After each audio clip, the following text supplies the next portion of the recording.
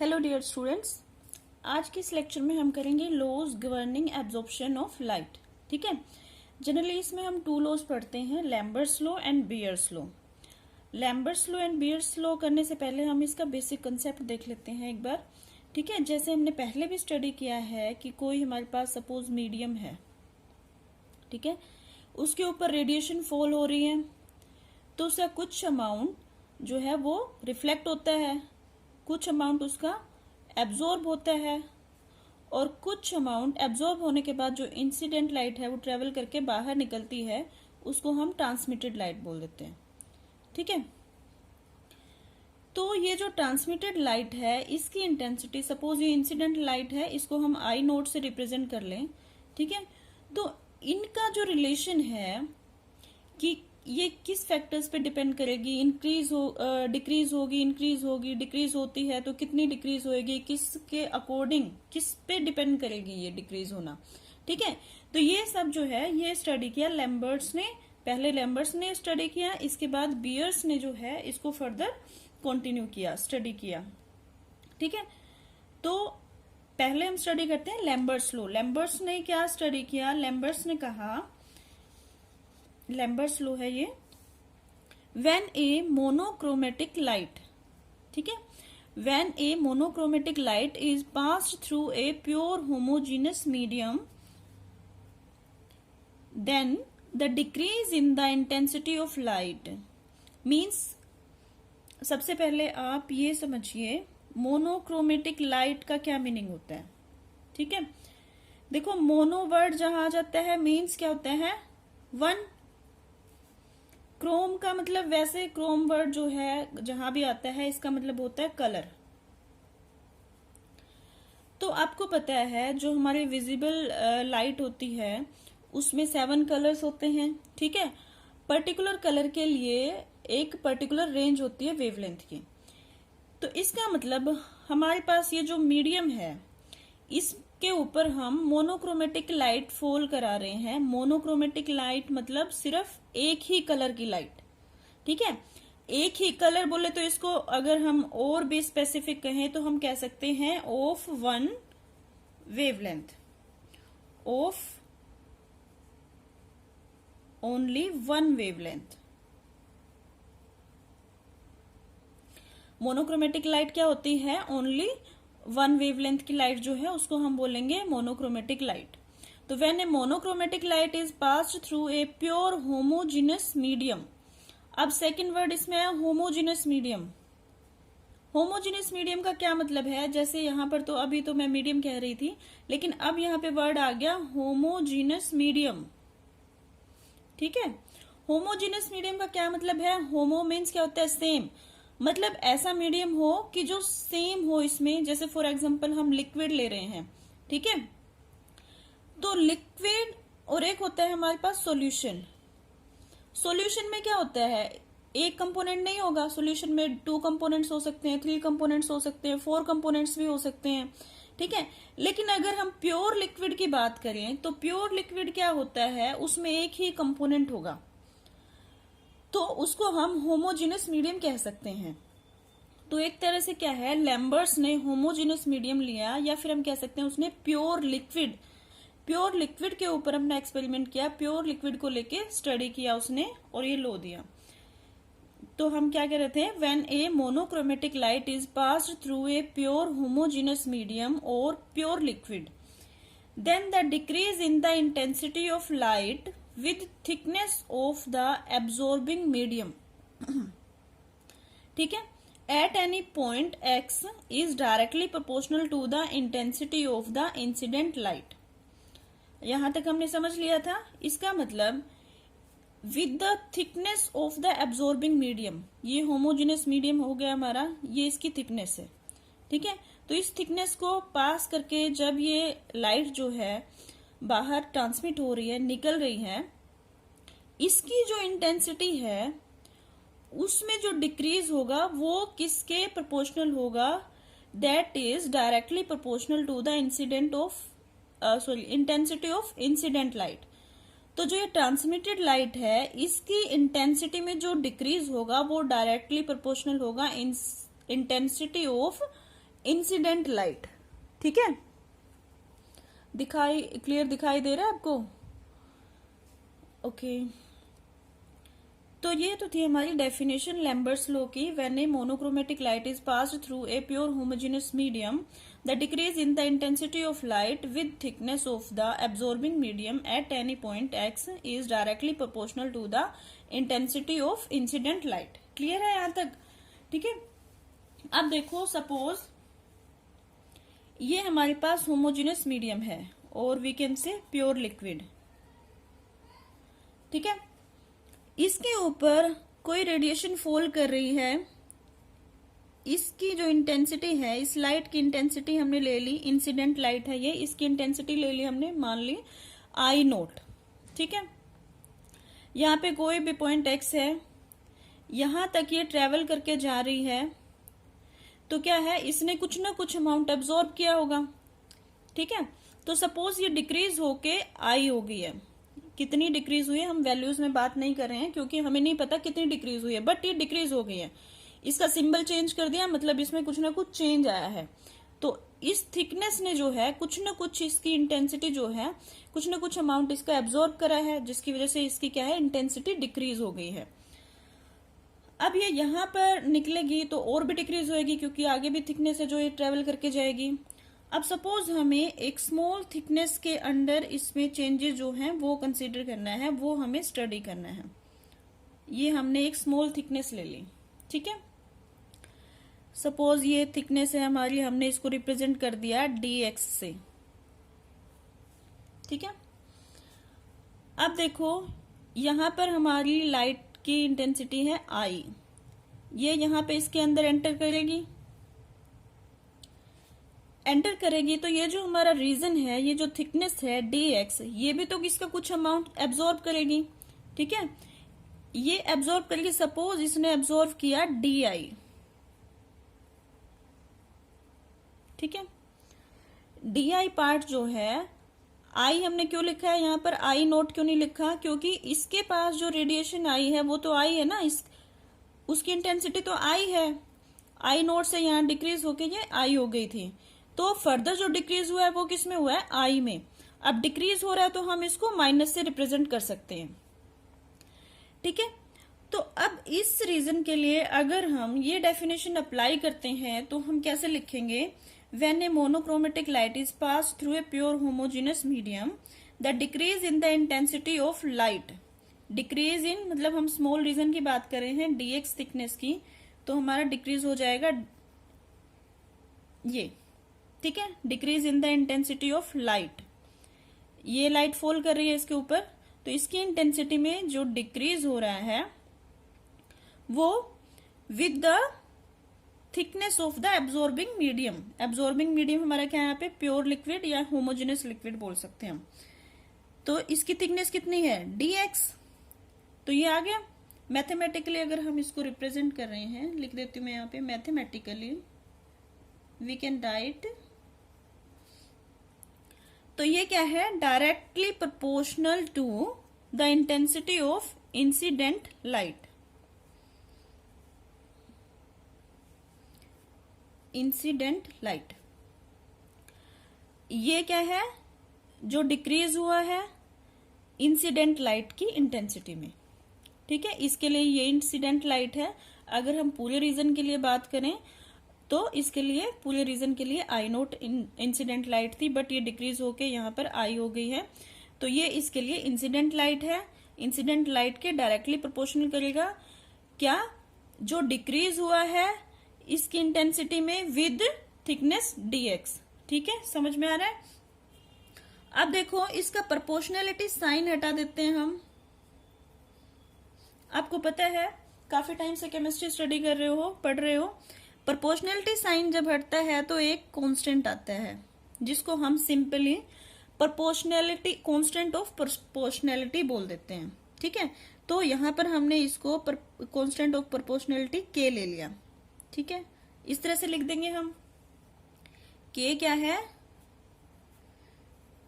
Constant of proportionality. या फिर इसका एक स्पेसिफिक नेम होगा यहाँ पर, इसको हम बोलेंगे एब्जॉर्प्शन कोफिशिएंट। ठीक है, क्या कहेंगे? Absorption coefficient.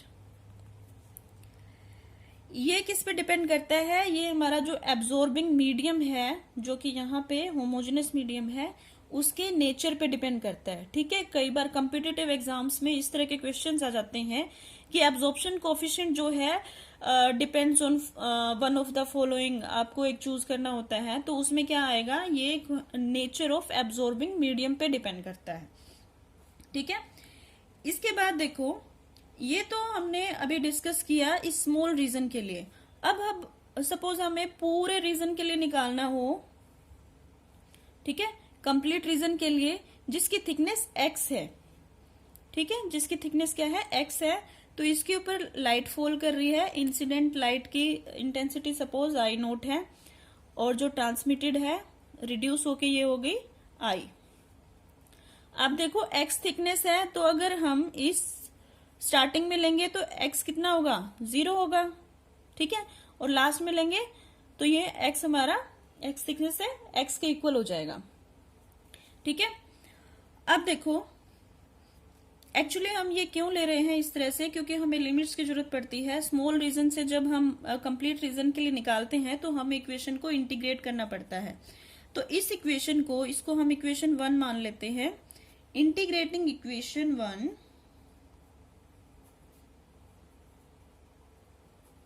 इंटीग्रेटिंग इक्वेशन 1, अब देखो हम इसको इस तरह से लिख सकते हैं, व्हेन, जब x 0 है तो हमारी लाइट की इंटेंसिटी क्या है?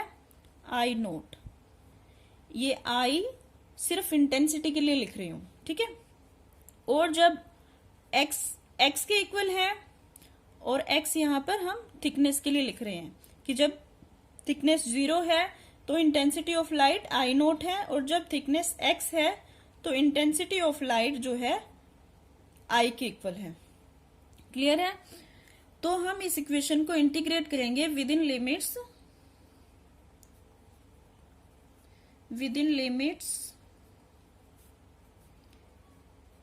x from 0 to x and I from I nought to I। ठीक है, क्लियर है? तो हम इक्वेशन को इंटीग्रेट करते हैं। इससे पहले हम इस इक्वेशन को रीअरेंज कर लेते हैं। थोड़ा सा रीअरेंज क्या करना है? I को हम इधर ले आएंगे, dx को उधर ले आएंगे। ठीक है, by I is equal to kx। अब देखो माइनस साइन को हम इधर लगाएं या इधर लगाएं, कोई फर्क नहीं पड़ता। ठीक है, ये इक्वेशन बन गई हमारे पास। इस इक्वेशन को हम इंटीग्रेट करते हैं। लिमिट्स क्या है हमारी? इंटेंसिटी के लिए फ्रॉम I नोट, ये है from I nought to I, तो हम लिख देंगे I nought to I, and इसके लिए हमारी लिमिट्स क्या है? From 0 to x, x is equal to 0 to x is equal to x। तो इसको इंटीग्रेट करके हमारे पास आ जाएगा, देखो ये तो कांस्टेंट है तो इसको हम बाहर लिख सकते हैं,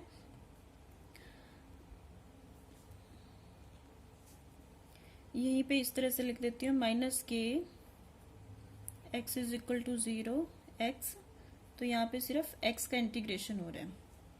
ठीक है, तो इंटीग्रेशन सॉल्व करेंगे तो हमारे पास आ जाएगा ln I by I nought is equal to minus k x. अब ये कैसे आया? नॉन मेडिकल के स्टूडेंट्स जो हैं वो तो इजीली समझ जाएंगे, बट मेडिकल स्टूडेंट्स को थोड़ी प्रॉब्लम हो सकती है, तो उनको जो है पहले इंटीग्रेशन के कुछ जो जनरल फॉर्मूलाज हैं वो करने पड़ेंगे। ठीक है, तो इसमें क्या है, अब देखो अगर हम यहां से नेचुरल लॉग को हटाएं तो हम इस इक्वेशन को इस तरह से लिख सकते हैं, इज इक्वल टू, इसकी जगह पे आ जाएगा एक्सपोनेंशियल, एक्सपोनेंशियल की पावर माइनस के एक्स, ये इसकी पावर में आ जाएंगे। ठीक है, फर्दर हम इसको थोड़ा रीअरेंज कर देंगे, सिर्फ I लिख लेते हैं, I is equal to I nought इधर चला जाएगा, I नोट इंटू एक्सपोनेंशियल की पावर माइनस के एक्स। ठीक है,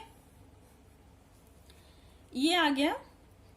ये क्या है, ये हमें क्या बता रही है कि ये जो हमारी after passing through thickness x जो हमारी इंसिडेंट लाइट थी उसकी इंटेंसिटी डिक्रीज होके आई हो गई है। ठीक है, तो हम इसको लिख सकते हैं that I nought is reduced to intensity I, sorry visible नहीं है अब, ठीक है, आफ्टर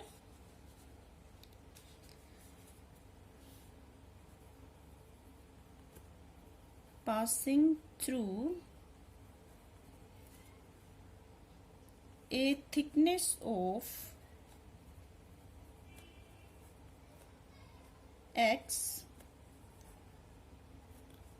of the medium, ठीक है, मीन्स x थिकनेस के मीडियम के थ्रू पास होने के बाद हमारी जो इंसिडेंट लाइट की जो डिक्रीज हुआ है वो इस इक्वेशन के अकॉर्डिंग होगा। अब देखो इसी इक्वेशन को हम एक अलग फॉर्म में भी लिख सकते हैं।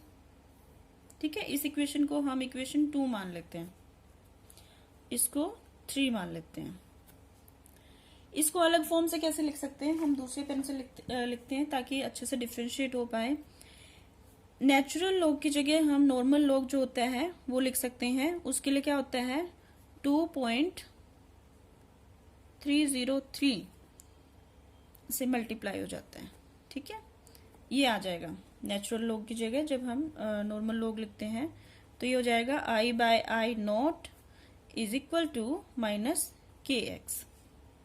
ठीक है, इसको हम इस तरफ ले आएंगे, log I by I nought is equal to minus k by इधर नीचे आ जाएगा 2.303 इंटू एक्स। अब ये जो है ये एक नया कांस्टेंट बन गया है, इसको हम के डैश से रिप्रेजेंट करेंगे। ठीक है, तो हम इसको क्या लिख सकते हैं, log I by I nought is equal to k dash into x. ठीक है, यही इक्वेशन हमारी एक अलग फॉर्म में आ गई। अब फर्दर हमें इसमें से भी अगर सपोज log को हटाना है तो हम इसको इस तरह से लिख सकते हैं I by I nought is equal to 10 की पावर, सॉरी यहाँ पे मैं माइनस लगाना भूल गई। ठीक है, 10 की power minus k dash x, हम इसको इस तरह से भी लिख सकते हैं, या फिर इसको फर्दर थोड़ा सा रीअरेंज कर देते हैं I is equal to I nought n into 10 की power minus k dash x. अब मैंने ये तो इसकी एक फॉर्म और बता दी, बट इससे पहले आपको मैं ये बताना भूल गई, ये जो के डैश है, ये जो नई टर्म इसमें आ गई, नया कांस्टेंट आ गया, ये क्या है, इसको हम बोलते हैं, देखो क्या कहा था हमने, एब्जॉर्प्शन कोफिशिएंट, तो कुछ नहीं है, ये भी वही है, इसको आप एब्जॉर्प्शन कोफिशिएंट भी बोल सकते हो। ठीक है, एक्सटिंक्शन कोफिशिएंट भी बोल सकते हो, या फिर सिंपली हम इसको एब्जॉर्प्टिविटी बोल सकते हैं। क्या बोल सकते हैं, एब्जॉर्प्टिविटी। ठीक है, इसी इक्वेशन की हमने कई फॉर्म पढ़ी, इनमें से आप कोई से भी लिख सकते हो, कोई फर्क नहीं पड़ता है, सारी इक्वल है। अब इस चीज से आपके पास क्या है, अब इंटेंसिटी जो है ट्रांसमिटेड लाइट की भी है और जो इंसिडेंट लाइट है उसकी भी है, किसके अकॉर्डिंग डिक्रीज हो रही है। अब हमारे पास एक चीज रह गई है कि ये जो हमारे मीडियम ने लाइट एब्जॉर्ब जो करी है, ठीक है, वो कितनी करी है, वो अब हम कैसे निकाल सकते हैं। अब हमारे पास ये दोनों है तो हम वो भी निकाल सकते हैं। यहां से सपोज हमने जो यहाँ पे हम वैल्यू लेते हैं 10 पास की है, यहाँ पे हमें 7 मिल गई है, तो आप निकाल सकते हो 10 में से हमें 7 मिला है तो 10 में से 7 माइनस कर देंगे तो एब्जॉर्ब कितनी आ जाएगी 3। तो सेम हमें यही यहाँ पे करना है, तो हम इसको लिख सकते हैं क्या लिख सकते हैं इंटेंसिटी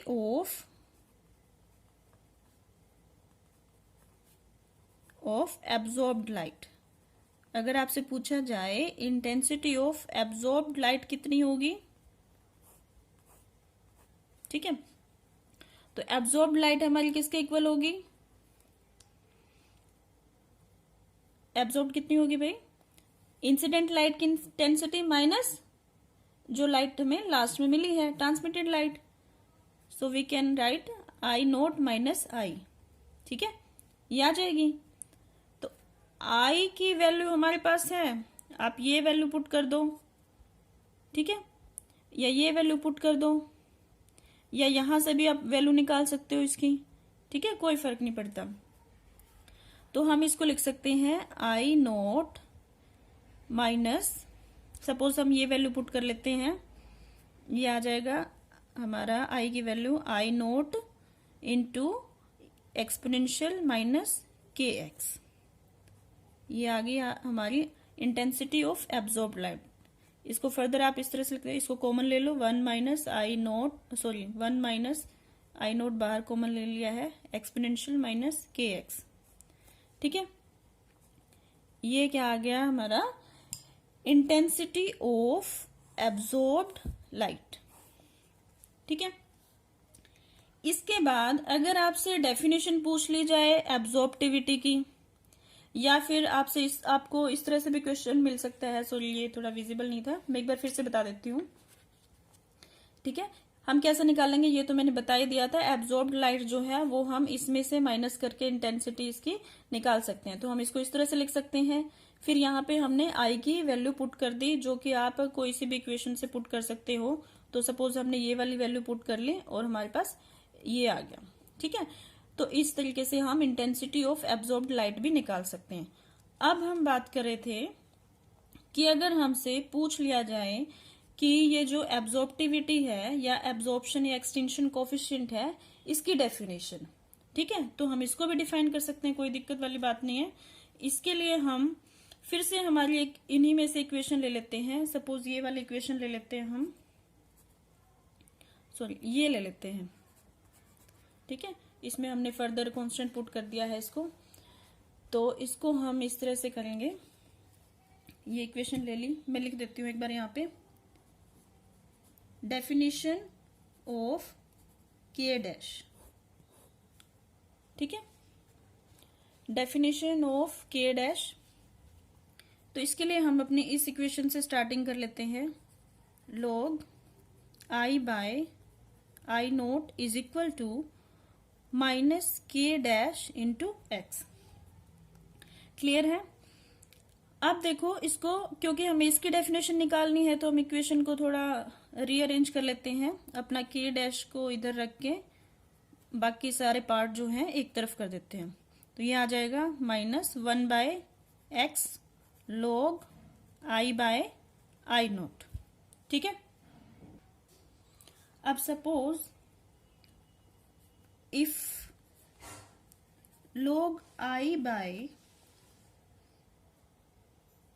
आई नोट, या एक मिनट और देखो, ये माइनस साइन को भी हम हटा सकते हैं अगर हम इसको रिवर्स कर दें, तो ये आ जाएगा हमारे पास 1 by x log I naught by I, ठीक है।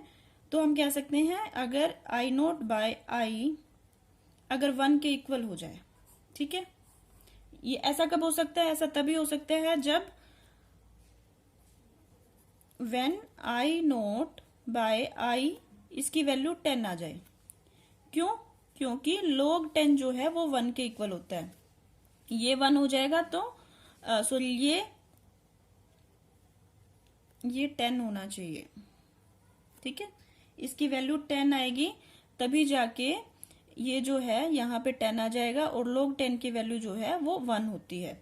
देन हम इसको क्या लिख सकेंगे, k dash is equal to 1 by x, ठीक है। तो बस यहीं से बन गई इसकी डेफिनेशन। तो हम इसकी डेफिनेशन लिख सकते हैं, द एक्सटिंक्शन कोफिशिएंट और absorptivity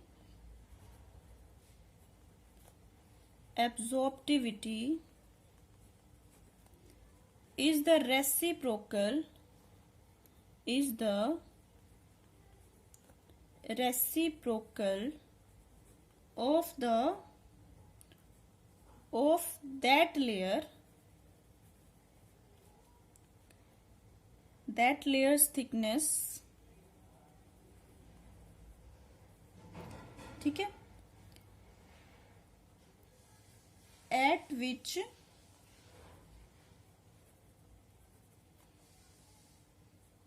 the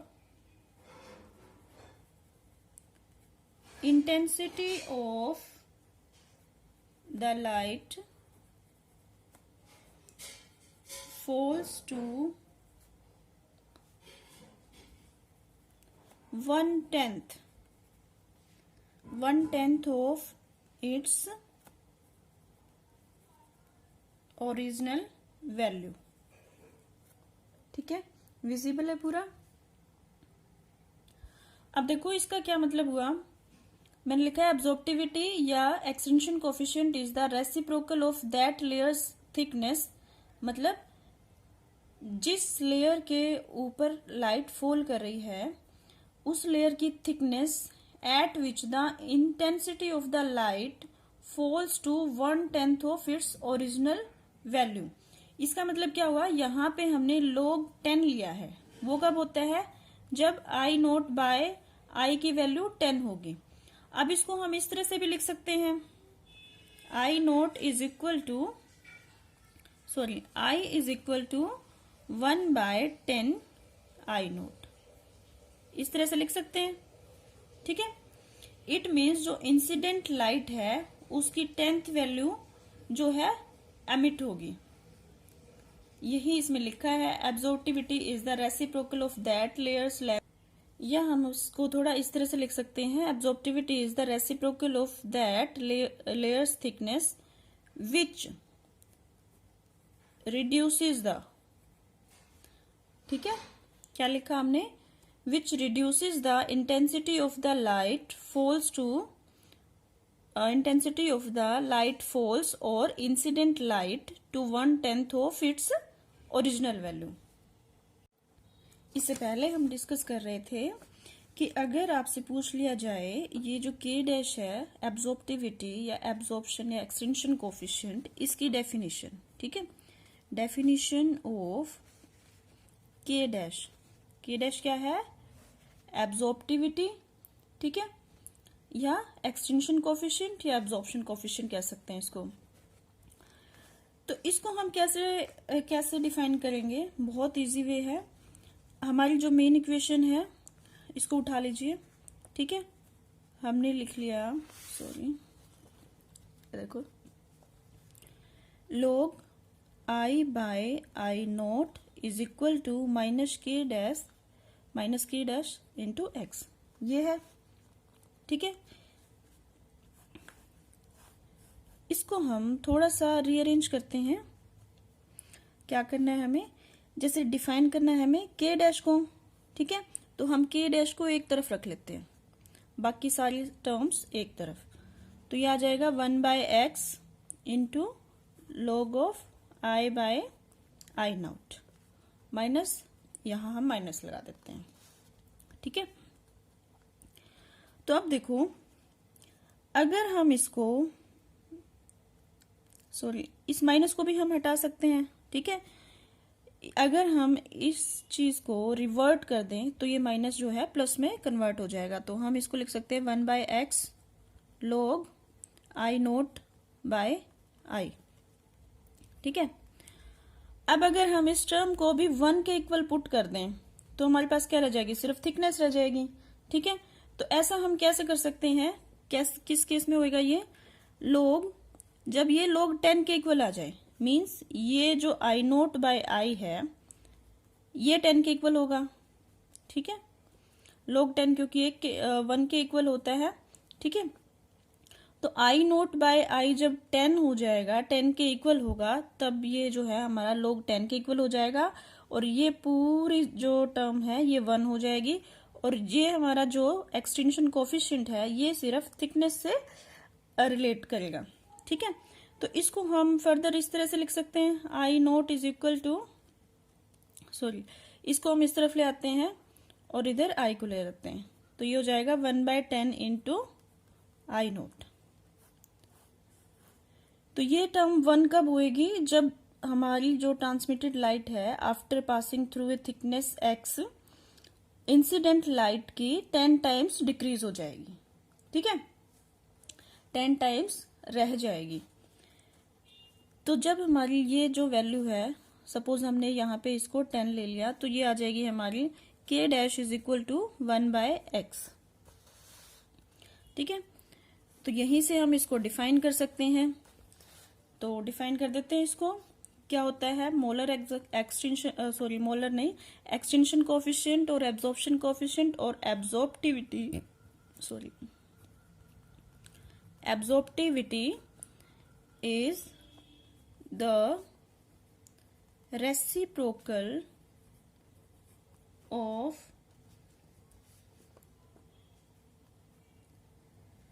reciprocal of thickness of that layer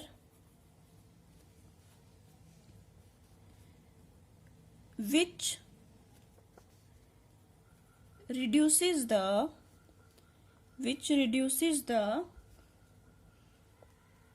intensity of light to 1/10 of its original value, ठीक है। यही हमने लिखा है यहाँ पे। ये जो हमारी इंसिडेंट लाइट थी इसकी 1/10 रह जाएगी हमारी इंटेंसिटी ऑफ पास्ट लाइट। तो उस केस में क्या होगा, जो हमारा एक्सटेंशन कोफिशिएंट है वो रेसिप्रोकल हो जाएगा थिकनेस के, ठीक है। क्लियर है, डेफिनेशन होगी इसकी। अब डेफिनेशन के साथ साथ अगर आपसे पूछ लिया जाए फिजिकल सिग्निफिकेंस ऑफ एब्जॉर्प्टिविटी, तो भी आपको यही एक्सप्लेन करना है, ठीक है। डेफिनेशन के अलावा अगर आपसे पूछा जाए फिजिकल सिग्निफिकेंस, ठीक है, तो भी आपको यही डिफाइन करना है, यही बताना है। अब ये तो था हमारा लैम्बर्ट्स लॉ। अब हम बात करते हैं बियर्स लॉ की। अब लैम्बर्ट्स लॉ और बियर्स लॉ में ज्यादा कुछ डिफरेंस नहीं है, थोड़ा बहुत डिफरेंस है। जो मेजर डिफरेंस है मैं आपको उसके बारे में बताती हूँ, ठीक है। जैसे देखो टाइम दोनों काफी सिमिलर हैं, तो टाइम को सेव करने के लिए मैंने ये नोट करा है। जैसे देखिए हम इस तरह से स्टडी कर सकते हैं। एक सेकेंड, कंप्लीटली विजिबल है, ठीक है। ये क्या थी, हमारी लैम्बर्ट्स लॉ की डेफिनेशन थी, when a monochromatic light is passed through a pure homogeneous medium. एक तो मेजर डिफरेंस ये कि ये यहाँ पे होमोजीनियस मीडियम ले रहा है, मीन्स क्या ले रहा है, प्योर लिक्विड।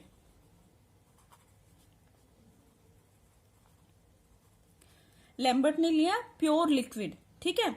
बाकी सब कुछ सेम होगा, डिक्रीज होगी इंटेंसिटी, बट इसमें क्या है, इसमें सिर्फ अफेक्ट कर रही थी थिकनेस, ठीक है, सिर्फ डायरेक्टली प्रोपोर्शनल था इंटेंसिटी ऑफ इंसिडेंट लाइट।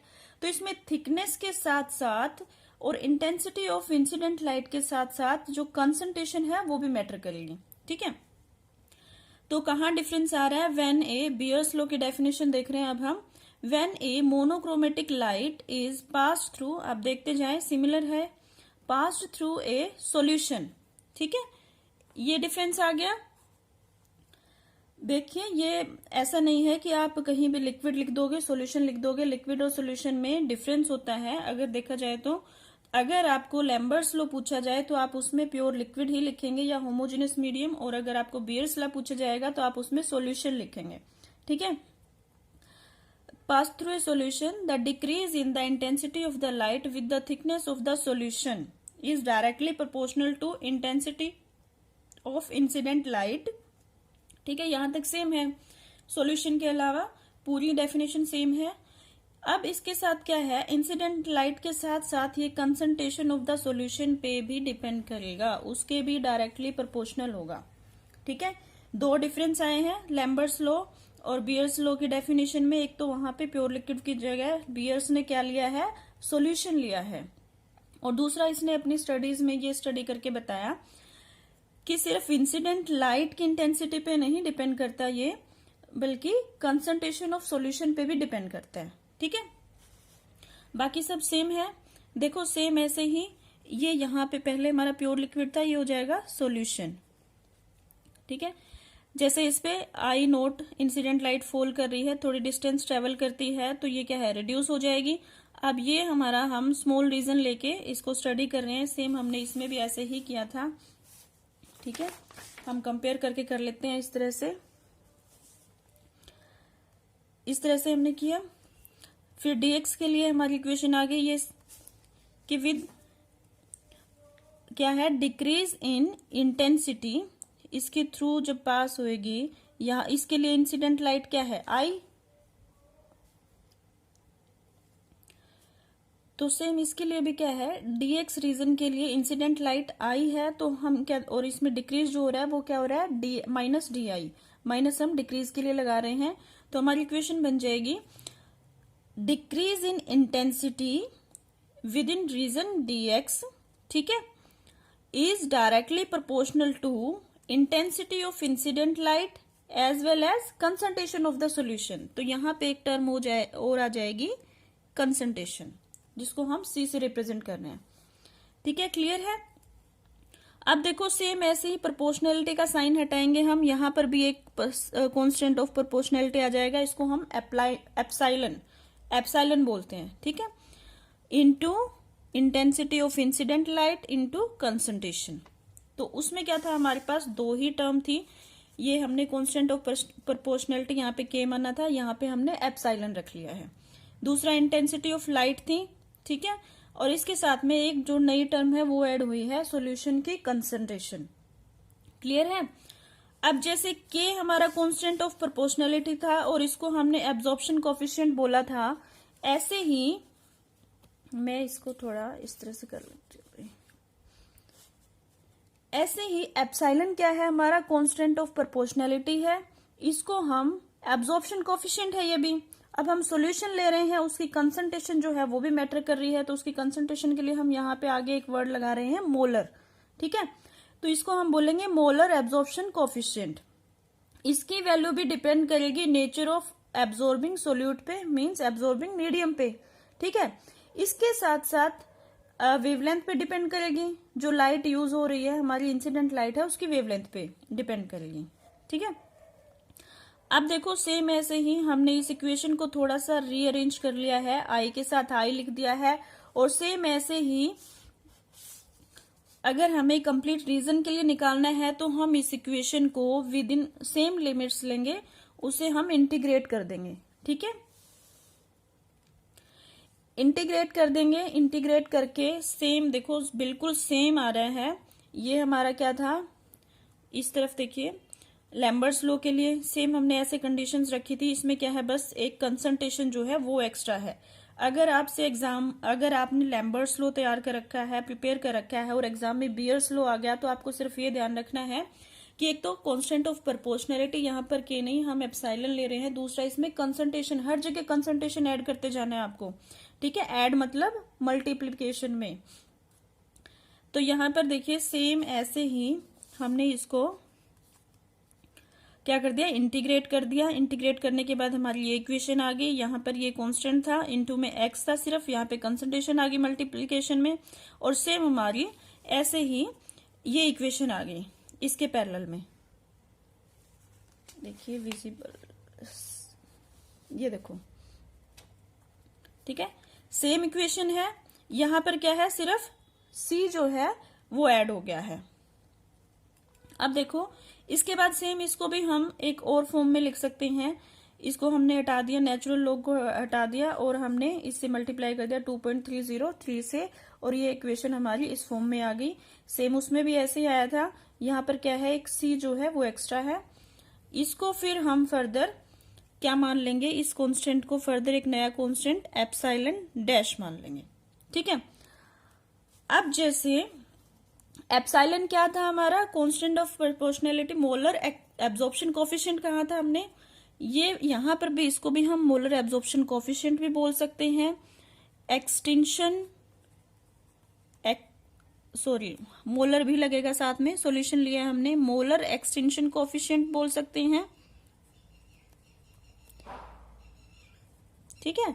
या फिर हम इसको, जैसे हमने लैम्बर्ट्स लॉ के केस में हमने उसको बोला था एब्जॉर्प्टिविटी, लेकिन इसमें हम आगे क्या मोलर वर्ड लगाना है, बस सॉल्यूशन ले रहे हैं तो मोलर एब्जॉर्प्टिविटी, हम इसको कह सकते हैं मोलर एब्जॉर्प्टिविटी। क्लियर है यहां तक? यहां पर भी हम इसको डिफाइन कर सकते हैं सिमिलर मेथड से, उसी मेथड से हम इसको डिफाइन करेंगे। उससे पहले देख लेते हैं कि इसी इक्वेशन को हम एक अलग फॉर्म में भी लिख सकते हैं।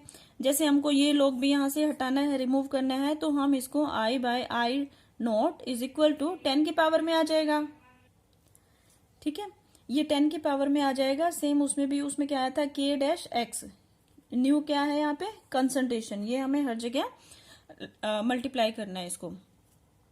तो ये एक और इक्वेशन आ गई हमारी इसके साथ, यहां पर मैं इसको लिख देती हूँ। ये इक्वेशन हमारी बन गई थी I nought is equal to minus epsilon dash C into X, ठीक है।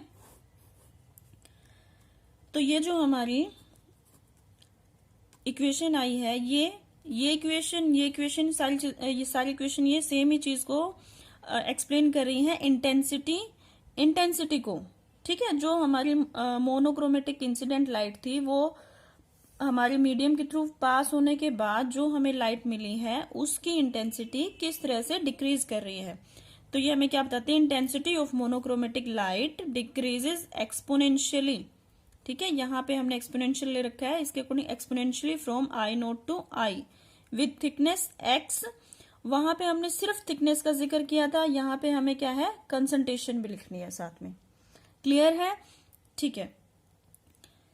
इसके बाद देखो हम इसकी डेफिनेशन या फिर ये जो है मोलर एक्सटेंशन कोफिशिएंट या मोलर एब्जॉर्प्टिविटी, इसकी डेफिनेशन या फिर इसकी फिजिकल सिग्निफिकेंस की बात करते हैं। आपको अगर फिजिकल सिग्निफिकेंस पूछ लिया जाए तो भी आपको सेम करना है। इससे पहले देखो, फिर से मैं भूल गई, सॉरी, ये इंटेंसिटी ऑफ एब्जॉर्ब्ड लाइट भी आप निकाल सकते हैं इसमें से। सेम वैसे ही यहाँ पे सपोज हमने 15 मान लो, 15 पास किया, यहाँ पे हमें 10 मिल गया, तो आप निकाल सकते हो कि एब्जॉर्ब कितना हुआ है। 15 में से 10 माइनस किए 5 आ जाएगा, ठीक है। तो मीन्स किस में से माइनस किया हमने, I नोट में से I माइनस किया और हमें क्या मिल गया, एब्जॉर्ब्ड लाइट की इंटेंसिटी, ठीक है। तो यही फॉर्मूला हमने यहाँ लिख रखा है, I absorbed is equal to I nought minus I, ठीक है। I की वैल्यू जो है वो हम यहां से पुट कर लेंगे अपनी जो इक्वेशंस हैं इनमें से, जैसे ये है, ठीक है।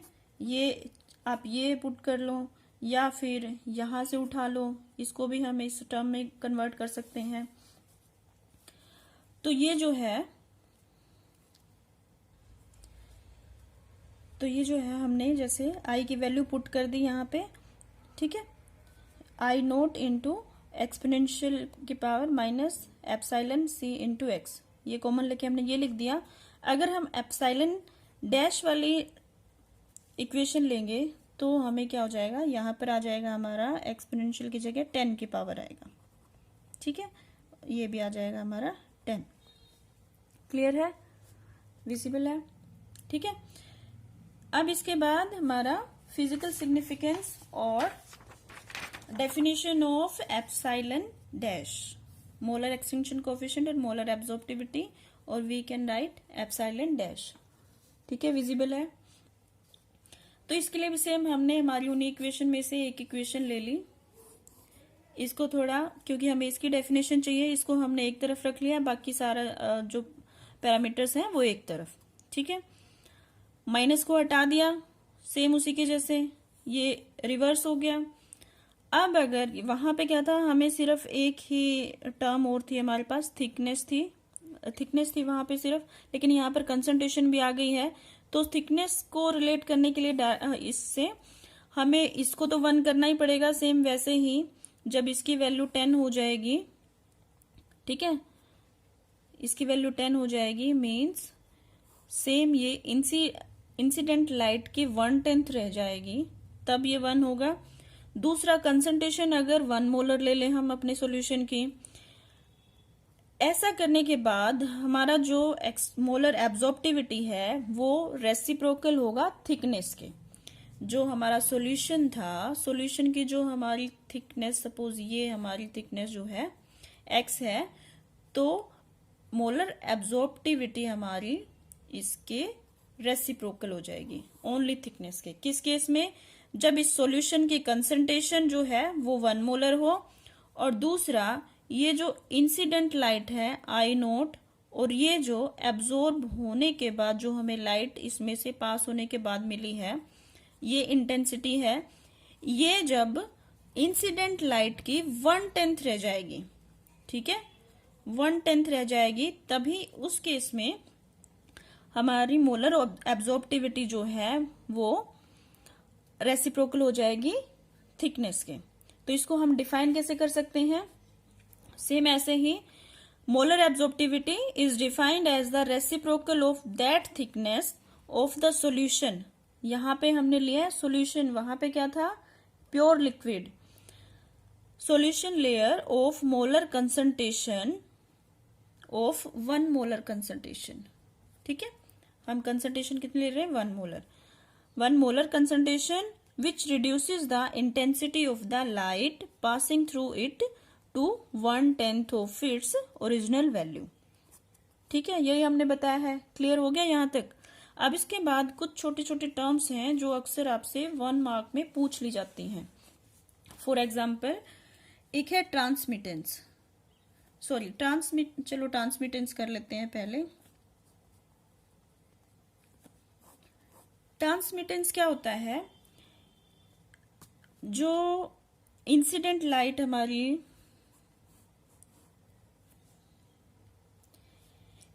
ट्रांसमिटेंस एक्चुअली होता है, जैसे ये इंसिडेंट लाइट है और ये लाइट हमें जो मिली है आई इंटेंसिटी की, ये जो है ये ट्रांसमिटेड लाइट है, ठीक है। तो ट्रांसमिटेड को हम कैसे डिफाइन कर सकते हैं? It is defined as the ratio of intensity of the transmitted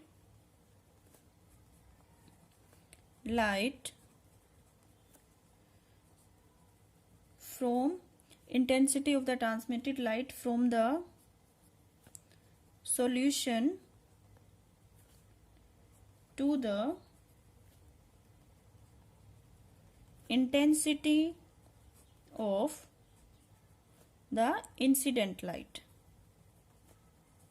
ठीक है। जो ट्रांसमिटेड लाइट है हमारी, उसकी इंटेंसिटी क्या है? आई है। इंसिडेंट लाइट की इंटेंसिटी क्या है? I0 है। तो ये क्या है?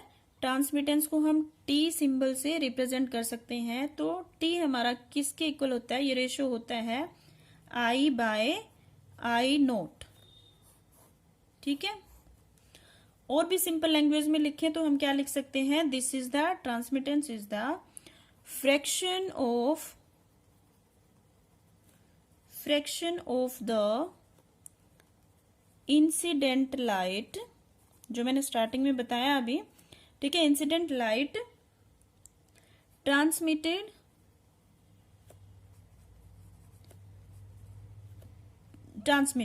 ठीक है।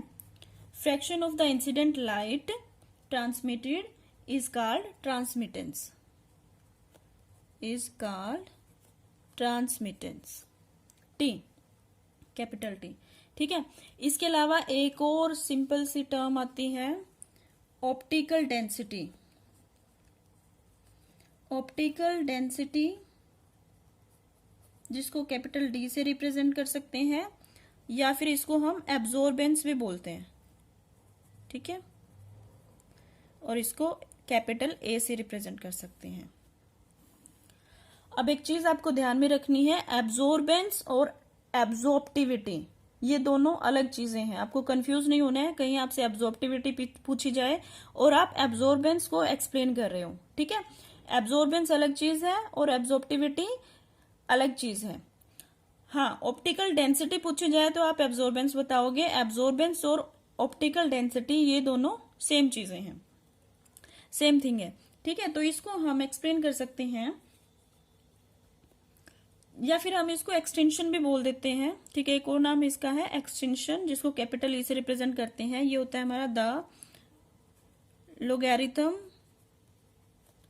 Of reciprocal of transmittance, reciprocal of transmittance. Transmittance क्या है, ए लिख देती हूं मैं इसको, ए लिख लो, डी लिख लो, कैपिटल ए लिख लो, एक्सटेंशन एक ही बात है। ठीक है, ए और डी इज इक्वल टू क्या है, logarithm of reciprocal of transmittance. ये है इसके रेसिप्रोकल का लोगैरिथम। अब टी किसके इक्वल है, टी हमारा इक्वल है आई बाय आई नोट, तो 1/i/i0 इसका लोगैरिथम, और will be equal to log I, ऊपर आई नोट ऊपर चला जाएगा आई। ठीक है, तो हम एब्जॉर्बेंस या ऑप्टिकल डेंसिटी को इस तरह से डिफाइन कर सकते हैं। क्लियर है यहाँ तक। अब एक चीज और है छोटी सी जो कि इसमें रहेगी, मैं अभी ट्रांसमिटेंस से पहले बताने वाली थी आपको। यूनिट्स भी पूछ लिए जा सकते हैं एक्सटेंशन कोफिशिएंट के, मोलर एब्जॉर्प्टिविटी के। ठीक है, यहाँ पे थोड़ा स्पेस है, हम यहाँ पे कर लेते हैं। Units of molar absorptivity.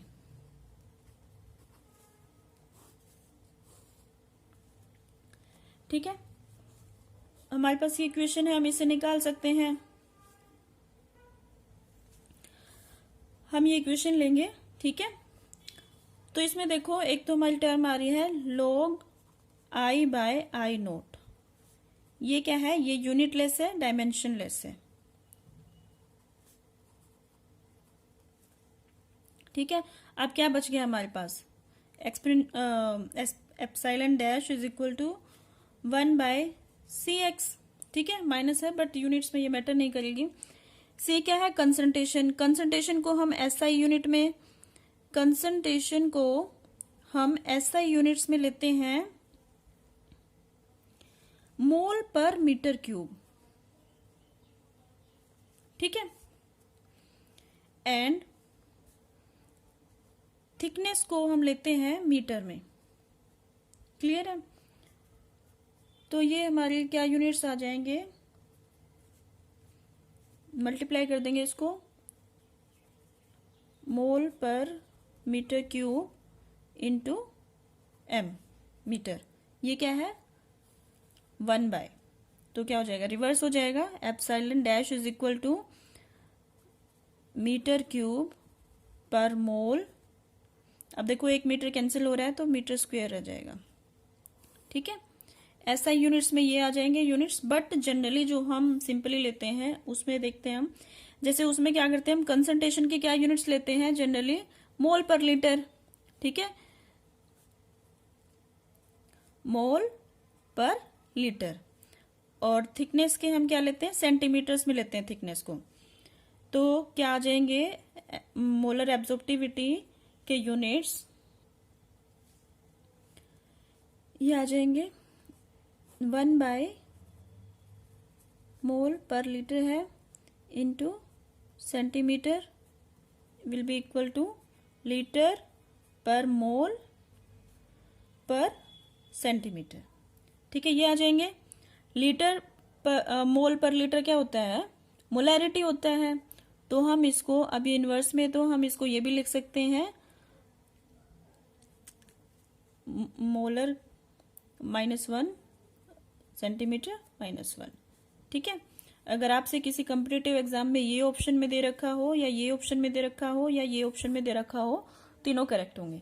ठीक है, अब थोड़ा सा हम डिस्कस कर लेते हैं लिमिटेशंस के बारे में। बियर्स लॉ की कुछ लिमिटेशंस भी हैं। लिमिटेशंस ऑफ बियर्स लॉ, इसमें क्या है, अगर हम देखो, अगर हम ग्राफ प्लॉट करते हैं एब्जॉर्बेंस एंड कंसंट्रेशन में, ठीक है, तो हमारा जो है ये स्ट्रेट लाइन ग्राफ आना चाहिए passing through origin with slope epsilon dash x. ठीक है, अब ये क्या है, डैश लाइन क्या शो कर रही है, ये डेविएशन है एट हायर कंसंट्रेशंस, जो है डेविएशन हो जाती है फ्रॉम बियर्स लॉ।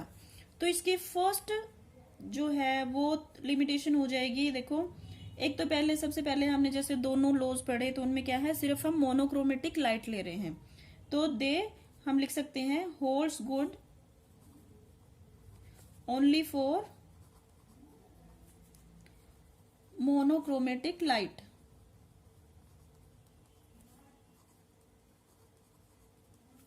ठीक है, मोनोक्रोमेटिक लाइट और monochromatic radiation. Second, only applicable for dilute solutions. जैसे अभी मैंने ग्राफ बना के आपको दिखाया कि हायर कंसंट्रेशंस पे क्या है, डेविएट कर जाती हैं ये। ठीक है, हायर कंसंट्रेशन पे क्या होता है, एक्चुअल में इंटरआयनिक इंटरेक्शंस जो हैं वो एब्जॉर्प्शन ऑफ इंसिडेंट रेडिएशंस को डिस्टर्ब कर देती हैं, इसकी वजह से डेविएशन हो जाता है। थर्ड जो इसकी लिमिटेशन है वो ये है कि टेम्परेचर ज्यादा होने पर भी इसमें डेविएशन हो जाती है। ठीक है, temperature should almost remain constant, temperature should remain constant. ठीक है, अगर एकदम से काफी राइज हो जाएगा टेम्परेचर, जो एब्जॉर्प्शन बैंड है वो टुवार्ड्स लॉन्गर वेवलेंथ शिफ्ट हो जाएगा, और इसको हम बैथोक्रोमिक इफेक्ट बोलते हैं। तो ये आज हमने स्टडी किया बियर्स लॉ, लैम्बर्ट्स लॉ। ठीक है, नेक्स्ट टॉपिक हम नेक्स्ट लेक्चर में करेंगे। Thank you everyone.